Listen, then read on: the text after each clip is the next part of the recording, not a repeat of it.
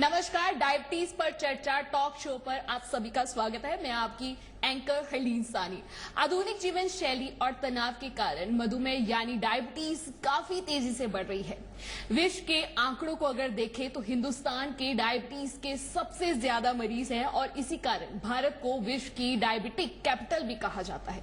इसी को ध्यान में रखकर लोगों में डायबिटीज और उसके कारण होने वाले दुष्परिणामों के बारे में जागरूकता फैलाने के लिए डायबिटीज पर चर्चा जैसी अनूठी पहल की शुरुआत की गई है, जहां देश के जाने माने एंड्रोक्रिनोलॉजिस्ट और डायबिटोलॉजिस्ट हमें डायबिटीज पर लक्षण, उसके उपचार और डायबिटीज से होने वाले हानिकारक प्रभावों की अधिक जानकारी देते हैं। इसी श्रृंखला को आगे बढ़ाते हुए स्वागत करती हूं आज चंडीगढ़ स्टूडियो से पंजाब, हरियाणा और इंडिया के जाने माने एंडोक्रिनोलॉजिस्ट डॉक्टर सूर्यकांत माथुर और डॉक्टर एमी गरेवाल जी का। स्वागत है आपका। Thank you. प्रोग्राम की शुरुआत करते हैं सबसे पहले सवाल से। सबसे पहला सवाल मेरा डॉक्टर सूर्यकांत माथुर जी को है।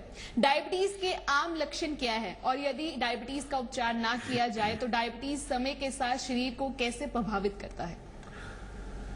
देखिए, जहां तक डायबिटीज के लक्षण का प्रश्न है, डायबिटीज को साइलेंट किलर भी कहा जाता है, क्योंकि आधे से ज्यादा ऐसे मरीज होते हैं डायबिटीज के जिनको डायबिटीज के बारे में पता ही नहीं होता, और ये पता उनको तब लगता है जबकि उनको कोई अन्य समस्या पैदा होती है, जैसे कि कोई एक्सीडेंट हुआ, कोई चोट लगी, कोई ऐसा घाव है जो नहीं भर पा रहा, या कोई बार बार इन्फेक्शन हो रहा है, पेशाब का इन्फेक्शन या स्किन का इन्फेक्शन, या महिलाओं में उनके जो प्राइवेट पार्ट्स हैं उनमें इन्फेक्शन। तो इस तरीके की कई समस्याओं से एक्सीडेंटली पता चलता है जब डॉक्टर शुगर चेक कराता है। पर अगर डायबिटीज के आम लक्षण की बात करें तो डायबिटीज के लक्षण ब्लड शुगर बढ़ने की वजह से होते हैं, जो कि ज्यादा प्यास लगना, बार बार पेशाब आना, वजन कम होना, भूख अधिक लगना, ये सारे लक्षण हो सकते हैं। तो हमें ये चीज समझ के चलना पड़ेगा कि काफी मरीजों में कोई लक्षण नहीं होते, इसलिए ये राय दी गई है कि 45 इयर्स के ऊपर या जिनके परिवार में डायबिटीज की हिस्ट्री है उनको अपनी डायबिटीज 40 इयर्स के ऊपर जरूर चेक करानी चाहिए। राइट। अगला सवाल मेरा डॉक्टर एमी गरेवाल जी से है। मैम, टाइप 1, टाइप 2 दो तरह की डायबिटीज होती हैं, लेकिन दोनों में अंतर क्या है? हाँ, डायबिटीज को दो मेन टाइप्स में डिवाइड किया जा सकता है। टाइप 1 डायबिटीज, जिसको हम इंसुलिन डिपेंडेंट डायबिटीज भी कहते हैं, ये यूजुअली बच्चों या यंग एडल्ट्स में होती है। इसमें मेनली बच्चे पतले होते हैं, और अगर हम हिस्ट्री लेते हैं तो फैमिली में किसी को कम ही डायबिटीज होती है। इसका मेन कारण जो होता है वो बॉडी में इंसुलिन की कमी होती है। हमारे शरीर में पैनक्रियाज जो एक ऑर्गन है वो इंसुलिन बनाती है। इसका मेन काम होता है कि जब हम खाना खाते हैं तो हमारे शरीर में ब्लड ग्लूकोज या शुगर बढ़ती है, उसको रेगुलेट करना। जब इस इंसुलिन की कमी हो जाती है उसकी वजह से ब्लड शुगर बढ़ने लग जाती है। टाइप 1 डायबिटीज सिंस ये थोड़ी ही देर में बन जाती है तो सिम्टम्स बहुत ही सडन होते हैं। पेरेंट्स आके कहते हैं कि बच्चा कुछ दिनों या हफ्तों में ही उसका सिग्निफिकेंट वेट कम हो गया है, वो खाना बहुत खा रहा है, उसे प्यास बहुत लग रही है, या उसको उल्टी आने लग जाती है। कई बार तो बच्चे इवन डायबिटिक कीटोएसिडोसिस या कोमा में भी आते हैं। सिंस इसमें इंसुलिन की काफी कमी होती है शरीर में, तो इसका एकमात्र इलाज इंसुलिन इंजेक्शन ही होता है। अगर हम टाइप 2 डायबिटीज की बात करते हैं, ये बहुत ही जो most common type of diabetes है। 95% में टाइप 2 डायबिटीज ही होती है। यूजुअली ये मोर देन 40 इयर्स की एज के बाद होती है। बट जैसे जैसे अब ओबेसिटी या मोटापा बढ़ रहा है तो टाइप 2 डायबिटीज भी इवन बच्चों में देखी जा रही है। इसमें 80% बच्चे ओबीज होते हैं, और इसको जो ट्रीटमेंट है लाइफस्टाइल, डाइट और एक्सरसाइज से इसका किया जा सकता है। राइट। डॉक्टर सूर्यकांत माथुर जी, बहुत सारे पेशेंट्स होते हैं डायबिटीज वाले, लेकिन हमें पता नहीं होता उसको डायग्नोज कैसे किया जाए या कौन से परीक्षण आमतौर पर उपयोग किए जाते हैं? देखिए, जैसा मैंने शुरू में कहा कि जो पेशेंट्स जिनकी फैमिली हिस्ट्री है डायबिटीज की, जिनको मोटापा है जिनको हाई ब्लड प्रेशर है, इन पेशेंट्स को 40 साल के बाद अपनी ब्लड शुगर टेस्टिंग जरूर करानी चाहिए। राइट। डायबिटीज की निश्चित डायग्नोसिस के लिए जो गोल्ड स्टैंडर्ड टेस्ट होता है वो 75 ग्राम ओरल ग्लूकोज टॉलरेंस टेस्ट होता है। लेकिन किसी भी समय अगर ब्लड शुगर की मात्रा ब्लड में 200 मिलीग्राम से ज्यादा है तो वो डायबिटीज है, ये निश्चित है।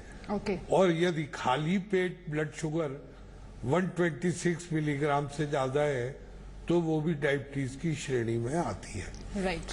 तो डायबिटीज की डायग्नोसिस के लिए एक टेस्ट और भी इस्तेमाल होता है कभी कभी, जो 3 महीने की एवरेज ब्लड शुगर का टेस्ट है, जिसको HbA1c कहते हैं या ग्लाइकोसिलेटेड हीमोग्लोबिन कहते हैं। नॉर्मल नॉन डायबिटिक में इसकी कट ऑफ 5.7% है। तो ये सारी चीजें सामने रख के हम डायबिटीज की डायग्नोसिस कर सकते हैं। राइट। डॉक्टर एमी गरेवाल जी, जैसे कि एक बार किसी व्यक्ति के अंदर डायबिटीज डिटेक्ट हो जाए तो क्या उसका इलाज तुरंत शुरू करना चाहिए? जैसे हमने बात की कि डायबिटीज एक साइलेंट डिजीज है। सो टाइप 1 डायबिटीज में तो जब भी डायबिटीज होती है तो बहुत ही सडन और एक्सप्लोसिव होती है, तो उसमें इंसुलिन इमीडिएटली शुरू करना पड़ता है, नहीं तो उसमें डायबिटिक कोमा में बच्चे के जाने के चांसेस रहते हैं। बट जो टाइप 2 डायबिटीज है, जैसे सर ने कहा कि एक साइलेंट बीमारी है, तो इसमें सिम्टम्स कई बार आते ही नहीं, या किसी कारण जब पेशेंट का टेस्ट होता है तो ब्लड शुगर पता चलती है, और ऐसे में यूजुअली लेवल्स काफी बढ़ चुके होते हैं। सो इसमें डिपेंड करता है कि पेशेंट की ब्लड शुगर वैल्यूज कितनी है, उसका HbA1c या एवरेज ब्लड ग्लूकोज कैसे है। बट जो भी हमें ट्रीटमेंट है, इसमें हमारा डाइट, एक्सरसाइज और लाइफस्टाइल है, वो डे 1 पे ही शुरू कर दिया जाता है। Right. मेडिकेशंस डिपेंड करता है कि उसकी ब्लड शुगर वैल्यूज क्या है। बट ये नहीं है कि डायबिटीज एक माइल्ड डिजीज है। ये एक सीरियस प्रॉब्लम है जो आगे काफी सारी कॉम्प्लिकेशंस लाती हैं। So even if blood sugar levels हमारे ठीक ही हैं, हमें उसकी ट्रीटमेंट एटलीस्ट लाइफस्टाइल मॉडिफिकेशन और डाइट से शुरू कर देनी चाहिए। राइट। डॉक्टर सूर्यकांत जी, इतना बड़ा संसार है, वर्ल्ड है, लेकिन सबसे ज्यादा जो डायबिटीज के मरीज हैं वो इंडिया में ही हैं, हिंदुस्तान में ही क्यों? देखिए, चूंकि जनसंख्या हमारी ज्यादा है, जनसंख्या का घनत्व ज्यादा है, पॉपुलेशन डेंसिटी, तो ऑब्वियसली डायबिटीज का जो इंसिडेंस है वो हमारा ज्यादा है। दूसरा कारण है आनुवांशिक या जेनेटिक प्रीडिस्पोजिशन। इंडियन जीन्स या जो एशियन जीन्स है उनमें देखा गया है कि डायबिटीज होने की संभावना ज्यादा रहती है, और इवन जो भारतीय विदेशों में जाके बसे हैं उनमें भी डायबिटीज होने की संभावना ज्यादा है। तीसरा कारण, जो सबसे मुख्य कारण है, वो है हमारा खान पान। क्योंकि हमारा खान पान मेनली एक रिसर्च हुई थी जो पैन इंडिया की गई थी, नॉर्थ ईस्ट साउथ वेस्ट, जिसका नाम था स्टार्च स्टडी, और उसमें देखा गया था कि हमारा कार्बोहाइड्रेट इंटेक ज्यादा है।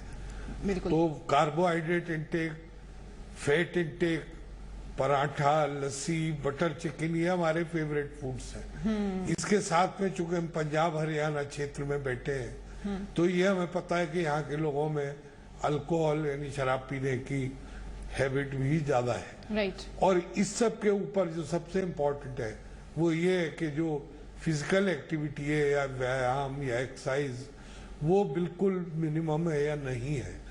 तो ये सारी चीजें मिला के दे एक्सपोज अस टू कि हमें डायबिटीज होने की संभावना बढ़ जाती है। सब परफेक्ट एग्जाम्पल दिया आपने। अगर हम अपने टंग को कंट्रोल कर लेंगे तो बहुत सारे डायबिटीज के अलावा जो कॉम्प्लिकेशंस आते हैं उससे बच सकेंगे। नेक्स्ट सवाल मेरा डॉक्टर एमी गरेवाल जी के लिए है। डॉक्टर, जैसे डायबिटीज से संबंधित कॉम्प्लिकेशन क्या होते हैं और उन्हें कैसे रोका जा सकता है? जैसे कि हमने बात की है कि डायबिटीज एक क्रॉनिक डिजीज है और यूजुअली एसिम्प्टोमेटिक होती है, बट चाहे पेशेंट को सिम्टम्स हो ना हो, जब भी ब्लड शुगर बढ़ी रहती है वो बॉडी के बाकी ऑर्गन्स जैसे कि आंखों, गुर्दों, नसों पे इफेक्ट करती है।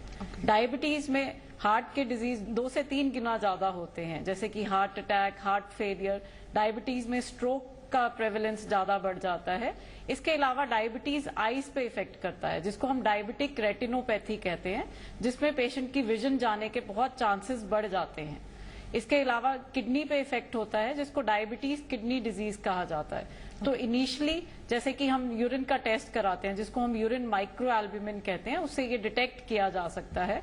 अगर हम ये सब कॉम्प्लिकेशन टाइमली स्क्रीन करें, जैसे कि ईयरली हम आईज का चेकअप करें, यूरिन में एल्ब्यूमिन चेक करें, रीनल फंक्शन टेस्ट, और इवन पेशेंट्स को काफी देर बाद नसों में इफेक्ट होता है। आपने सुना ही होगा कि पेशेंट्स कहते हैं कि हाथ पैर सुन्न हो रहे हैं या पैरों में चींटियां चुभ रही हैं, और कई बार पैर इतना सुन्न हो जाता है कि कोई भी इन्फेक्शन होता है या चोट लगती है, पेशेंट को पता ही नहीं चलता, जिसे डायबिटिक फुट कहते हैं। तो इसके लिए बहुत ही जरूरी है कि इनको प्रिवेंट करने के लिए एक तो हम ब्लड शुगर को अच्छे से कंट्रोल करें, इसके साथ साथ ब्लड कोलेस्ट्रॉल को कंट्रोल करें, देन बीपी कंट्रोल रहना चाहिए, और इन कॉम्प्लिकेशंस को ईयरली स्क्रीन करना चाहिए। सो जो बेसिक इनके टेस्ट हैं, जैसे कि eye examination, kidney function test, lipid profile, ECG, ये हर साल करने चाहिए और अपने डॉक्टर से मिलना चाहिए। Right, perfect. जैसे आजकल हर घर में कोई ना कोई डॉक्टर बना हुआ है, तो डॉक्टर के पास ना जाके, कोई डायग्नोज ना करवा के खुद ही मेडिसिन ले लेते हैं, उसकी भी बहुत सारी प्रॉब्लम आती है। राइट, बिल्कुल।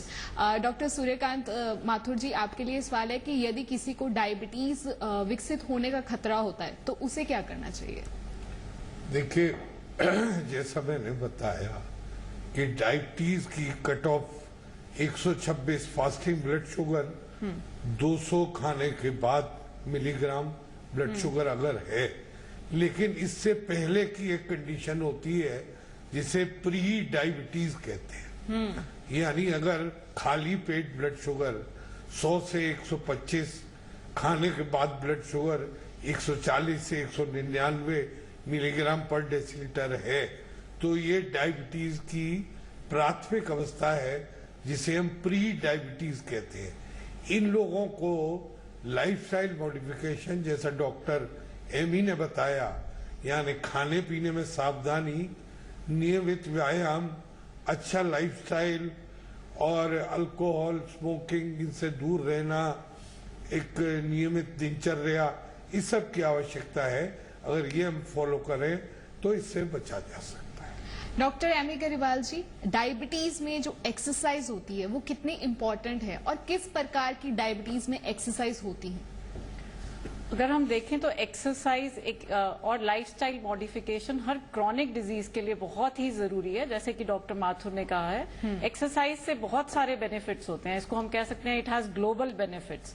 एक तो इससे ब्लड प्रेशर कम होता है, ब्लड शुगर्स इंप्रूव होती है, इसके कार्डियोवैस्कुलर भी रिस्क कम होता है, और इसके साथ साथ आप बहुत ही स्वस्थ दिखते हैं, और आपके इवन द स्ट्रेस मैनेजमेंट जो बहुत जरूरी है आजकल की दिनचर्या में, वो भी हेल्प करता है। Right. तो अगर हम एक्सरसाइज, अगर जैसे कि WHO कहता है कि हर डायबिटिक को at least 30 to 45 minutes daily exercise करनी चाहिए।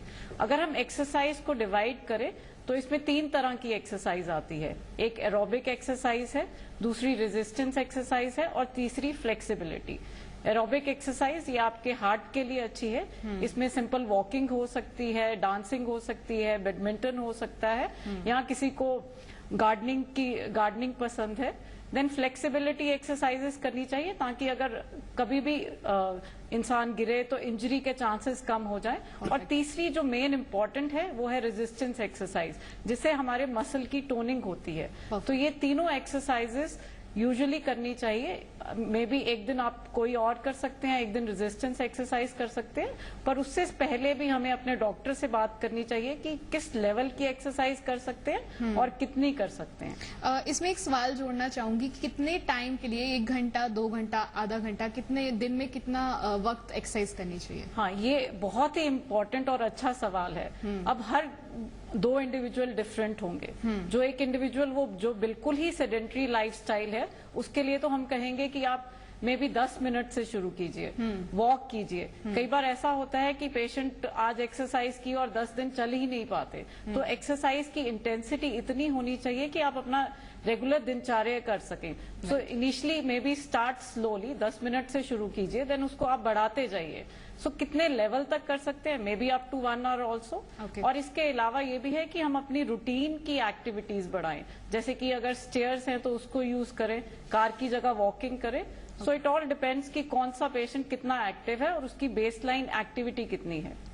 डॉक्टर सूर्यकांत माथुर जी, आपको इतने सालों का एक्सपीरियंस है, डायबिटीज के उपचार या मैनेजमेंट में कोई नई प्रगति हुई हो जिसका रोगियों को पता होना चाहिए? देखिए, मेरा ये मानना है कि रोगी को अपनी सारी दवाओं, सारे टेस्ट, सारे उपचार के बारे में एक एक चीज की जानकारी होनी चाहिए। चूंकि देखिए, जितनी अच्छी जानकारी होगी उतना ही अच्छा इलाज होगा, उतने ही अच्छे ढंग से वो फॉलो करेगा। दूसरी बात, जहां तक नई दवाओं का प्रश्न है या नई मॉडलिटीज का, देखिए लगातार साइंस में प्रगति हो रही है और इतनी अच्छी दवाएं अभी आ गई हैं जो डायबिटीज को ठीक करने के साथ साथ हार्ट डिजीज को भी ठीक करती हैं, किडनी डिजीज को भी ठीक करती हैं, अपना वजन भी कम करती हैं। और नई जो रिसर्च चल रही है वो मुख्य तौर पे वजन कम करने के लिए चल रही है, जिसमें के कुछ टाइप की सर्जरीज भी हैं और कुछ नई दवाओं पे भी काम चल रहा है। तो मुझे लगता है कि मरीज को निश्चित तौर पे इनकी जानकारी देना हमारा कर्तव्य है। Doctor M A. गरेवाल, क्या डायबिटीज के मरीजों के लिए कोई आहार या डाइट संबंधित कोई गाइडलाइंस है, और डायबिटीज के मरीजों को खाने पीने के लिए ऐसी कोई चीजों का ध्यान रखना चाहिए या कुछ फूड आइटम्स हैं जो डायबिटीज के मरीजों के लिए फायदेमंद हैं, और क्या ऐसे कोई फूड आइटम है जो उनके लिए हानिकारक है? डायबिटीज में यूजुअली हम बात करते हैं कि डायबिटिक डाइट। पहले तो ये मैं कहना चाहूंगी कि डायबिटिक डाइट कोई स्पेशल डाइट नहीं है, बिकॉज आजकल बाजार में डायबिटिक बिस्कुट, डायबिटिक आटा बहुत ही बढ़ गया है। सो इसमें सबसे ज्यादा इम्पोर्टेंट है कि डायबिटिक पेशेंट एक डिसिप्लिन लाइफस्टाइल जिए, जिसमें एक फिक्स्ड अमाउंट पे डाइट, ना उसे फीस्टिंग करनी चाहिए ना फास्टिंग करनी चाहिए। Right. और डाइट क्या होनी चाहिए, वो एक नॉर्मल बैलेंस डाइट होनी चाहिए जिसमें right proportion of carbohydrates, proteins, fats और मिनरल होने चाहिए। फिर पेशेंट्स को मिसकंसेप्शन होता है कि वो शक्कर ले सकते हैं। शुगर, शक्कर, हनी ये कम से कम लेने चाहिए। कार्बोहाइड्रेट्स हमें ज्यादा कॉम्प्लेक्स वाले, जैसे कि गेहूं है, रागी है, मिलेट्स है, वो यूज करने चाहिए। और जैसे कि ब्रेड्स है, आटा है, वो कम से कम करने चाहिए। और मे भी थोड़ा सा पोर्शन साइज कम कर देना चाहिए, बिकॉज जैसे कि हमने बात की है कि डायबिटिक्स में कार्बोहाइड्रेट्स इंडिया में बहुत ज्यादा लिए जाते हैं, ऑलमोस्ट 70% डाइट कार्बोहाइड्रेट्स है। तो उसको थोड़ा कम करके 40 to 50% भी करेंगे तो ब्लड शुगर लेवल्स कम हो जाएंगे। देन सेकेंड है कि हमें एटलीस्ट 20% प्रोटीन्स।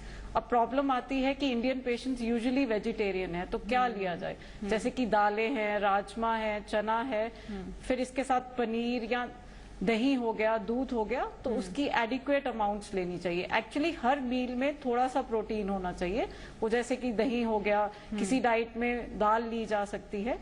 तीसरा है कि फैट्स, गुड क्वालिटी फैट्स लिए जा सकते हैं, जैसे कि नट्स हो गए, बट क्वांटिटी मिनिमल होनी चाहिए।